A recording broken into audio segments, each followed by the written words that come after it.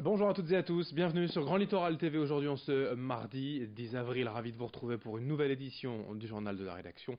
On démarre comme d'habitude, vous le savez, par vos prévisions météo. Le temps devrait être moins instable qu'hier, même si les perturbations domineront encore cette journée.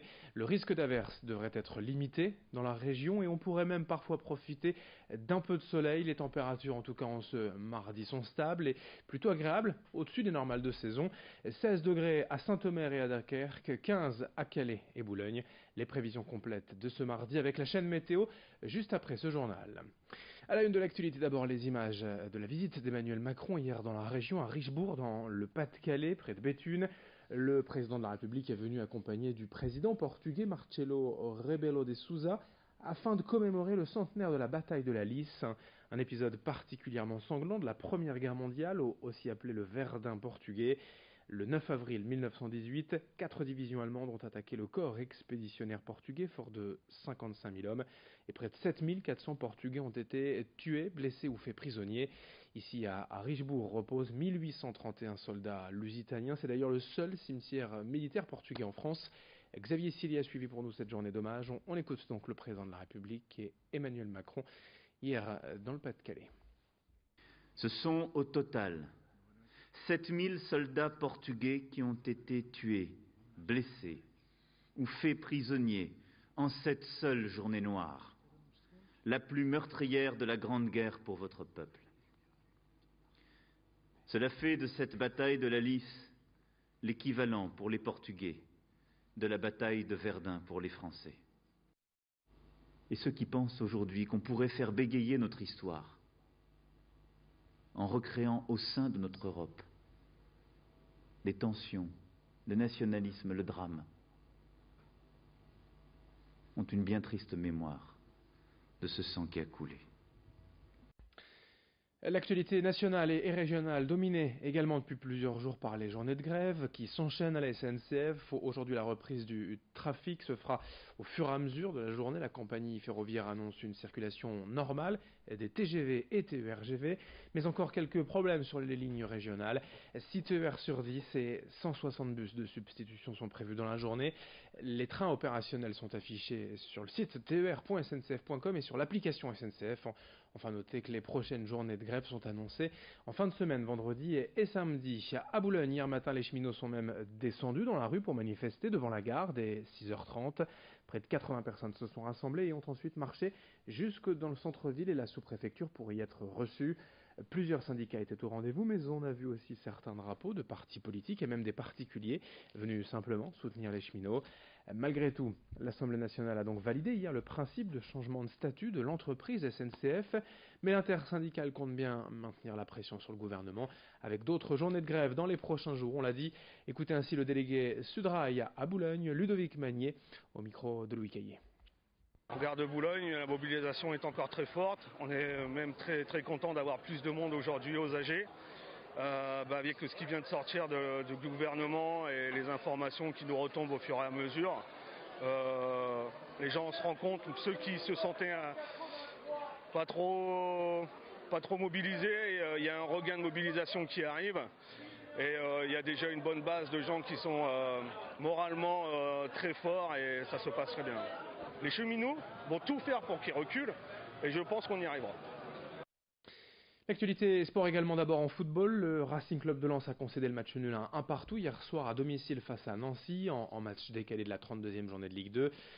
Un point qui laisse les 100 et or à la 15e place du classement avec 35 points. Le maintien n'est toujours pas acquis mais se rapproche petit à petit du côté du Stade Bollaert. En basket, le derby du littoral a cette fois tourné à l'avantage du BCM, vainqueur hier soir de l'ESSM 80-69. À domicile au Chaudron, les Portellois n'ont jamais su emballer la rencontre et ont constamment dû courir après le score. Après le match renversant du mois de janvier à Sportica, quand le Portel s'était imposé quasi miraculeusement, cette fois c'est Gravelines Dunkerque qui repart avec la victoire au classement. Les deux clubs sont à égalité en milieu de classement mais toujours en course pour se qualifier en play-off. Le grand angle de la rédaction à présent, alors que le printemps déroule tout doucement, approche aussi évidemment la saison des festivals et dans la région, nous sommes plutôt bien pourvus en termes d'événements musicaux. Corentin Escaillé nous rappelle les affiches à ne pas manquer ces prochains mois sur la Côte d'Opale.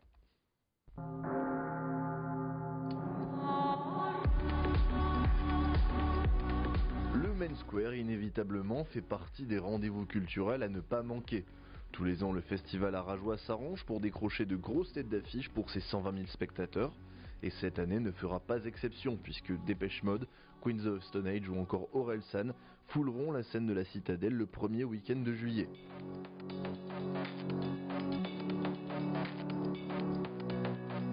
À Dunkerque, le festival de la Bonne Aventure voit déjà grand pour sa deuxième édition.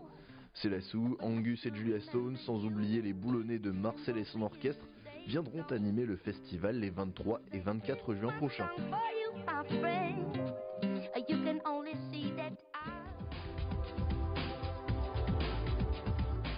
Au Touquet, les 24 et 25 août, le Music Beach Festival accueillera une programmation prestigieuse, avec entre autres l'Homme Pâle en tête d'affiche déjà annoncé. L'occasion de profiter d'un week-end de concert en bord de mer.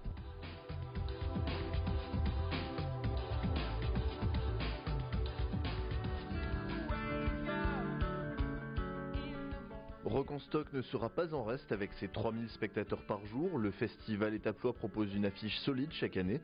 L'an dernier c'était Trio en tête d'affiche, mais aussi Naman ou le Soldat Louis.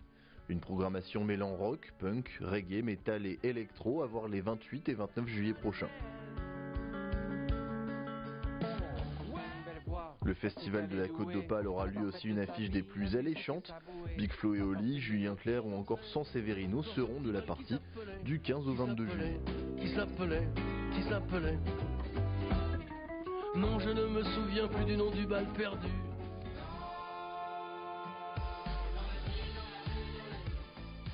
Le Poulpaphone clôturera la saison des festivals comme tous les ans en septembre avec son éclectisme connu de tous. Pour l'heure, un seul nom est sorti du chapeau, il s'agit de Thérapie Taxi. À suivre de près tout de même puisque l'édition 2017 comptait This Is La Peste et Mad Bastard dans ses rangs.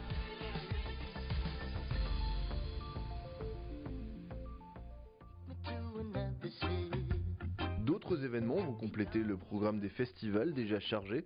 Le Saint-Omer Jazz Festival du 7 au 11 juillet et sa programmation à la fois pointue et décloisonnée pourrait réserver quelques surprises.